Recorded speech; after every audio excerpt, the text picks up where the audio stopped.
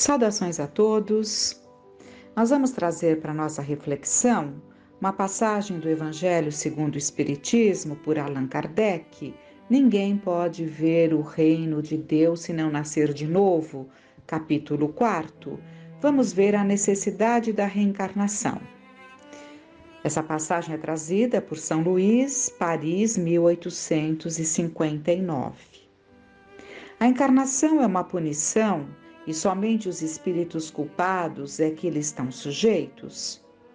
A passagem dos espíritos pela vida corpórea é necessária para que eles possam realizar, com a ajuda do elemento material, os propósitos cuja execução Deus lhes confiou. É ainda necessária por eles mesmos, pois a atividade que então se veem obrigados a desempenhar ajuda-os a desenvolver a inteligência. Deus, sendo soberanamente justo, deve aquinhoar equitativamente a todos os seus filhos. É por isso que ele concede a todos o mesmo ponto de partida, a mesma aptidão, as mesmas obrigações a cumprir e a mesma liberdade de ação. Então, nós sabemos que Deus, na sua infinita sabedoria, dá a cada espírito o mesmo ponto de partida. Todos iniciam a sua caminhada no reino da humanidade como espíritos exatamente nas mesmas condições. É o caminho que cada um define que vai trazendo as diferenças. Todo privilégio seria uma preferência, e toda preferência uma injustiça. Mas a encarnação para todos os espíritos é apenas um estado transitório. É uma tarefa que Deus lhes impõe. No princípio da existência, como primeira prova do uso que farão do seu livre-arbítrio.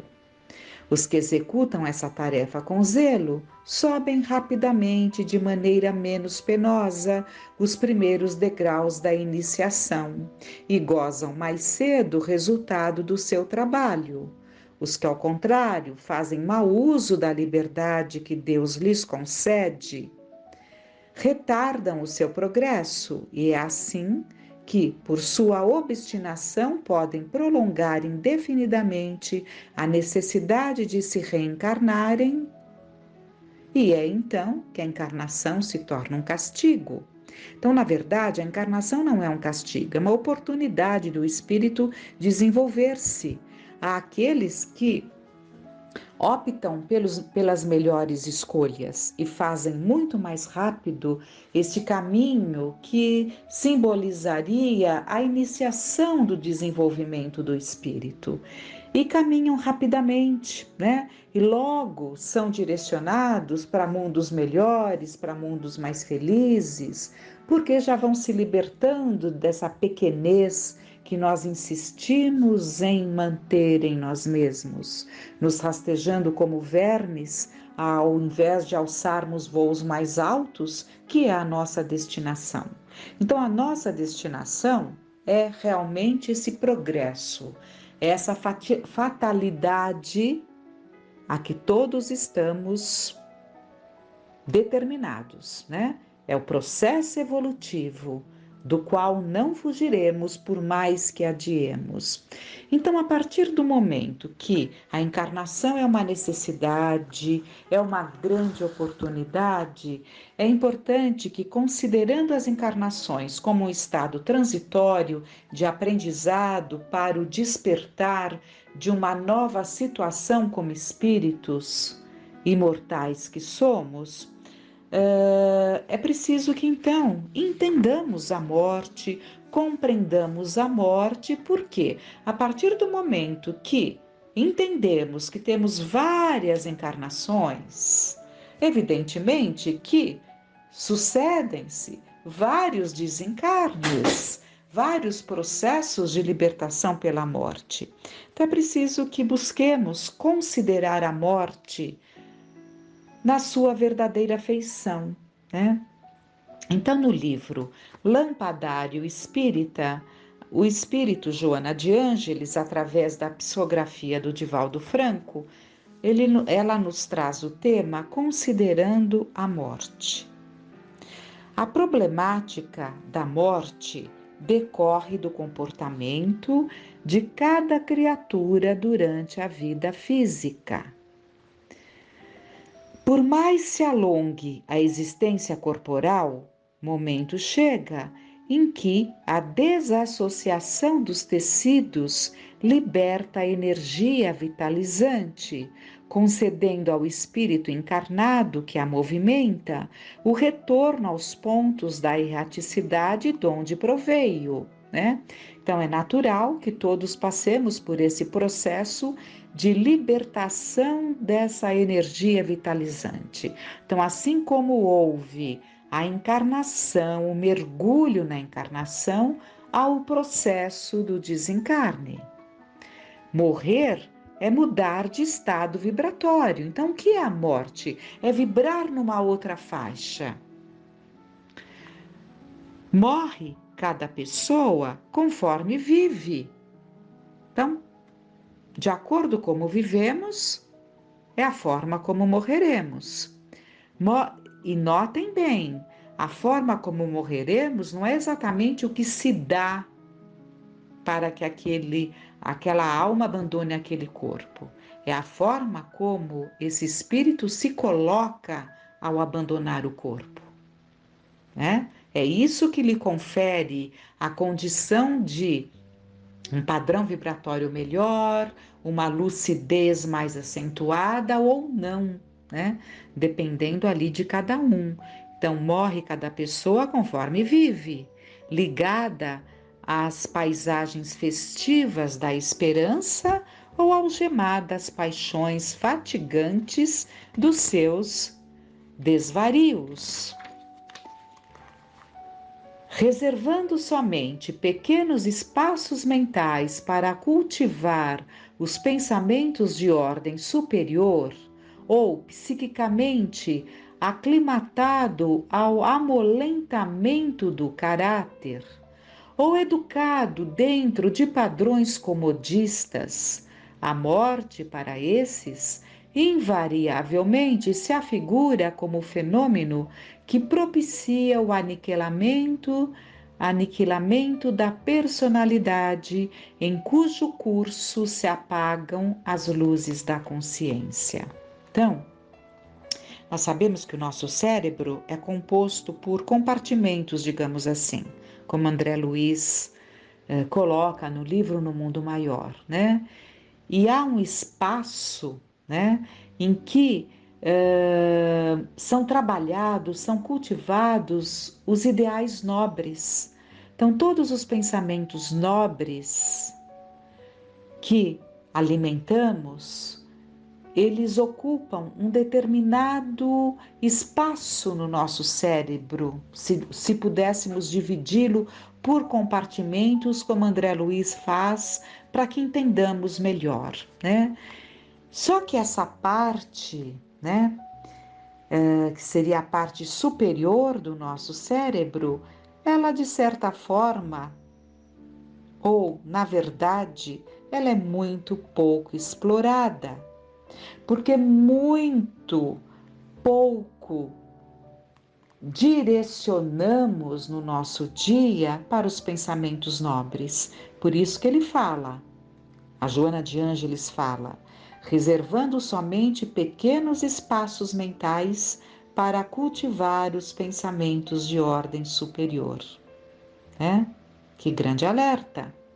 Ela fala também da situação que vamos amolentando o nosso caráter, né?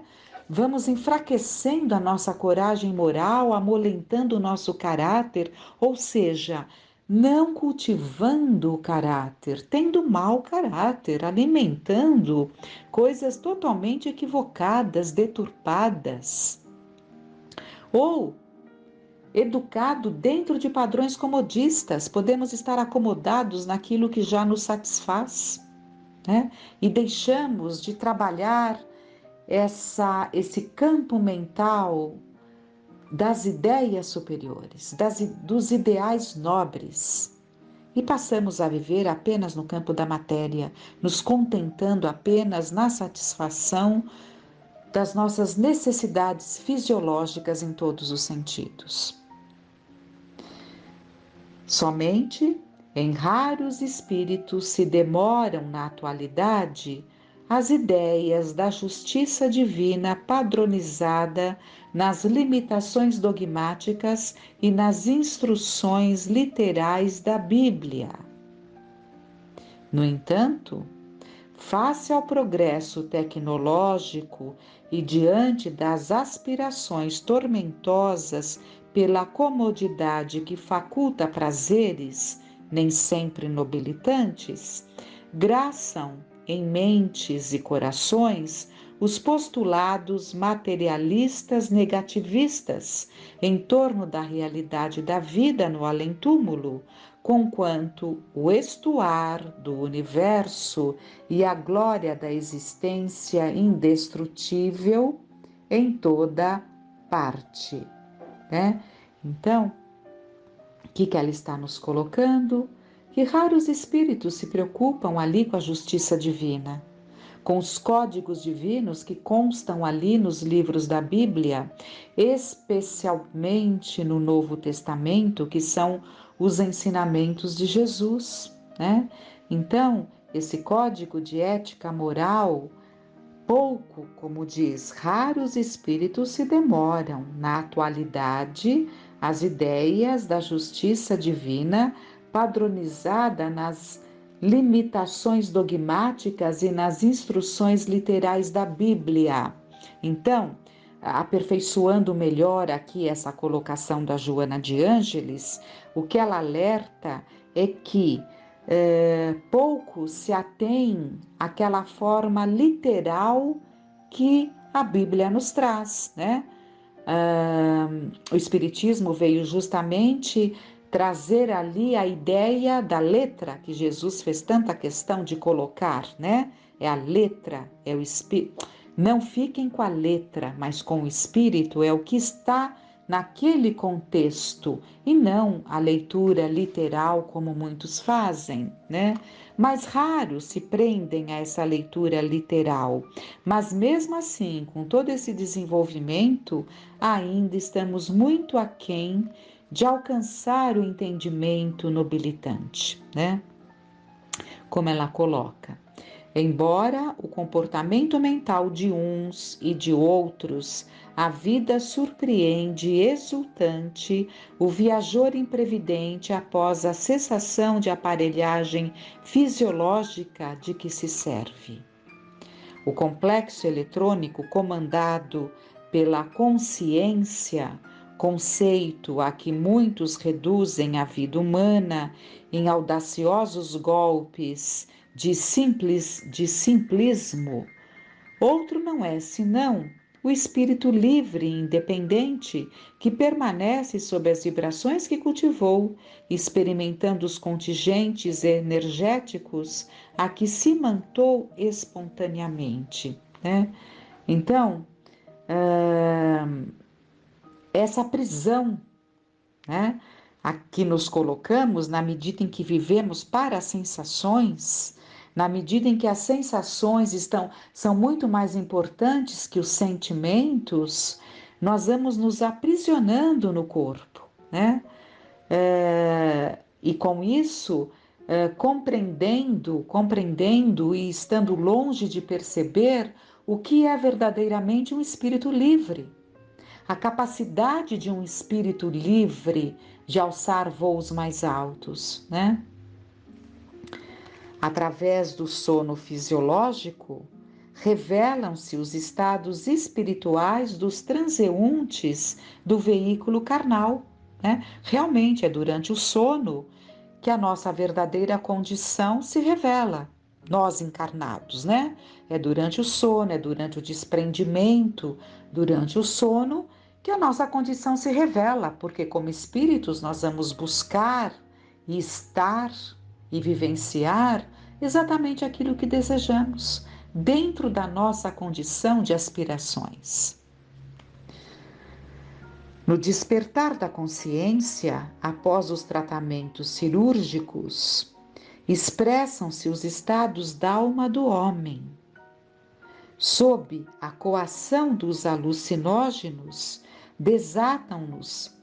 desatam-se as expressões de vidas anteriores, algumas das quais esquecidas, que refletem os problemas íntimos de que se deixam experimentar por tais métodos de liberação da subconsciência. Então, aqui nós temos duas colocações. O despertar da consciência, né?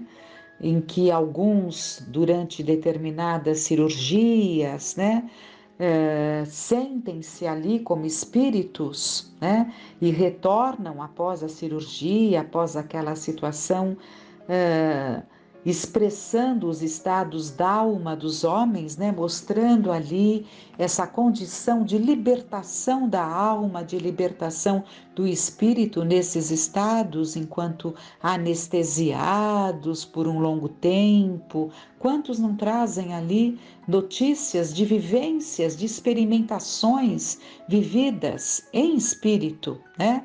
Como espírito, longe do corpo carnal ou próximo do corpo carnal, vivências que trazem. E também um outro ponto importante que ela traz aqui é o uso de alucinógenos, que traz. Nós sabemos que existem muitas coisas que estão na nossa subconsciência. E é bom que permaneçam até que haja um equilíbrio maior para o lidar com essas situações. Mas nós sabemos que o uso de alucinógenos, né, pode desatar essas expressões de vidas anteriores. E ela fala sobre a coação dos alucinógenos, porque ela sabe ela nos relata então de experiências que são feitas. Muitas vezes indevidamente, sem dúvida nenhuma, né? Como usando ali cobaias para se experimentar esses estados da alma, né? Então, libera-se ali essa liberdade, essa liberação da subconsciência, traz ali os problemas íntimos dos que se deixam experimentar por tais métodos. Por vontade própria ou não, né? Mas quantos que buscam por vontade própria alucinógenos e acabam entrando em verdadeiros desequilíbrios, porque permitem que emerja, que nasça neles, né? Que surja ali do âmago, do íntimo, de coisas que estão ali nos porões, venham à tona, trazendo muitas vezes grandes dificuldades. Impressos a golpes vigorosos da ideia-forma nas telas sutis da organização perispiritual, desejos e ambições, programas íntimos e roteiros de vida, ao impacto da anestesia profunda para a cirurgia da desencarnação, abrem os depósitos psíquicos do espírito que libertam os fantasmas cultivados e os delitos praticados que se corporificam, retomando o comando da imaginação. Nessa hora submissa, iniciando longos processos alucinantes e enlouquecedores. E aqui, então, ela já parte para o momento da desencarnação, né? Essas ideias, formas que vamos ali alimentando nas telas sutis do nosso perispírito, da nossa organização espiritual, né, que compõem os nossos desejos, as nossas ambições, os nossos programas mais íntimos. Quantas vezes, né, nesse processo do desencarnar, surgem, né, essas situações desequilibrantes, trazendo graves danos, graves problemas para aquele que retorna ao plano espiritual, muitas vezes distante do sono, da paz almejado por tantos, né? E em verdadeiros processos alucinantes e enlouquecedores. Por isso que logo no início ela fala: morrer é mudar de estado vibratório. Morre cada pessoa conforme vive. Aqui resume tudo. E ela finaliza dizendo: assim, considerando ante a realidade da morte que a todos os viventes um dia surpreenderá, cultiva a ideia otimista e estuda as diretrizes que conduzem à vida espiritual. Como dedica as horas longas aos roteiros humanos que cessam e às tarefas da organização celular que se acabam, considera a problemática da vida espiritual e realiza meditações libertadoras, enviando aos fulcros psíquicos do perispírito as mensagens de alento e equilíbrio, preparando-te para a libertação da argamassa celular, de modo a prosseguires confiante e livre na direção da vida maior logo mais. Que fiquemos em paz.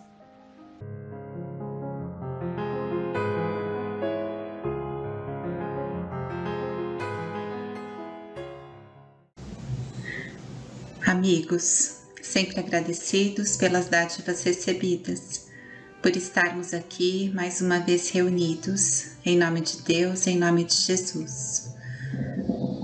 Bom, no capítulo anterior do livro Os Mensageiros, intitulado Evangelho no Ambiente Rural, Aniceto, ele fala sobre ajudar o homem a compreender, a amar a terra, antes de explorá-la no sentido inferior, a valer-se da cooperação dos animais sem os recursos do extermínio, para que se organize uma nova era. Convite. No capítulo de hoje, antes da reunião, Aniceto esclarece que realizar uma sessão de trabalhos espirituais eficientes não é coisa tão simples.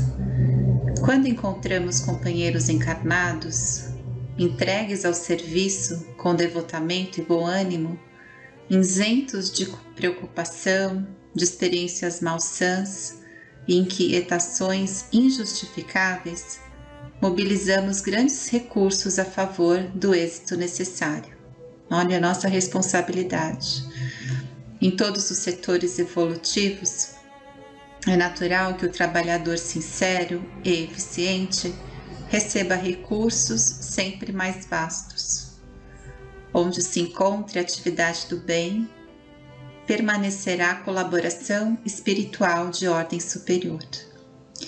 E aqui Aniceto esclarece, que serão trazidas aos trabalhos de hoje algumas dezenas de sofredores, e torna-se imprescindível limitar-lhes a zona de influenciação nesse templo familiar, que é a residência da Dona Isabel, onde eles permanecem, Para isso, nossos companheiros preparam as necessárias divisões magnéticas, promovendo a obra de preservação e vigilância.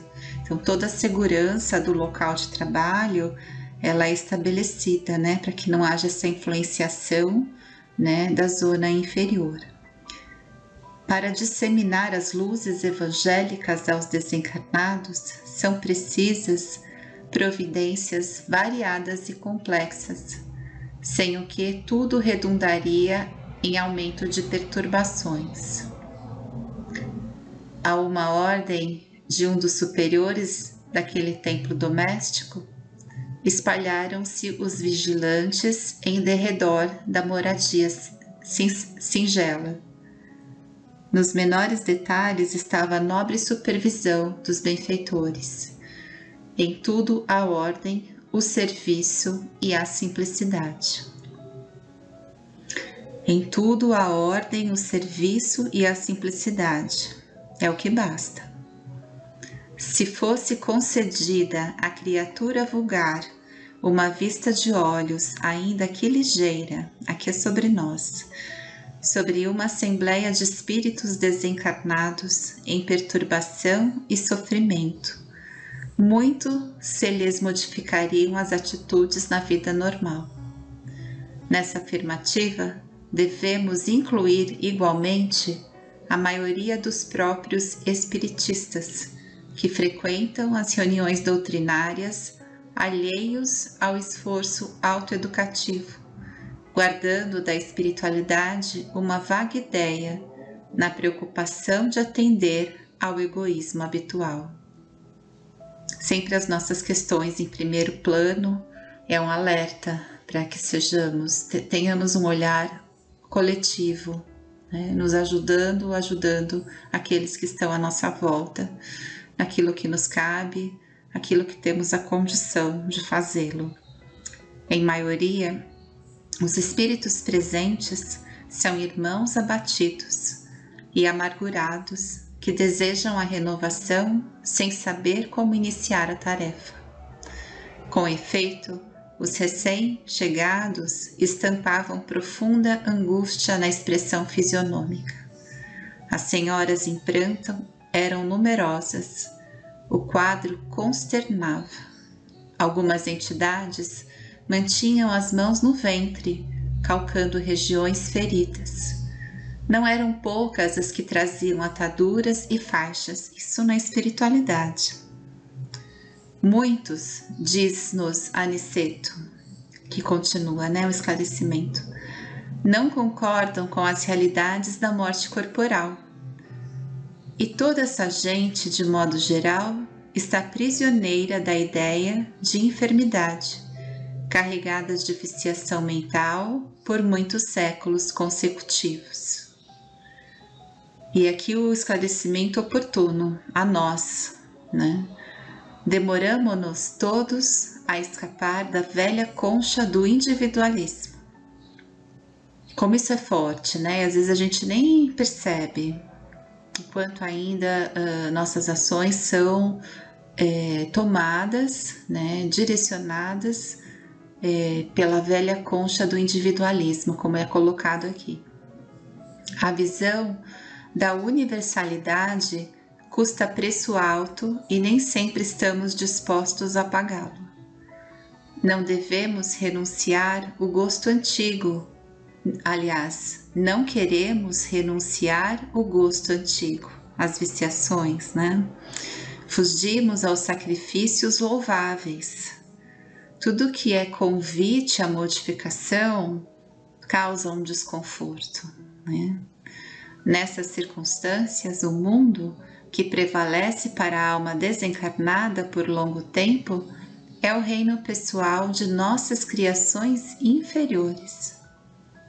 Ora, desse modo, quem cultivou a enfermidade com adoração submeteu-se-lhe ao império.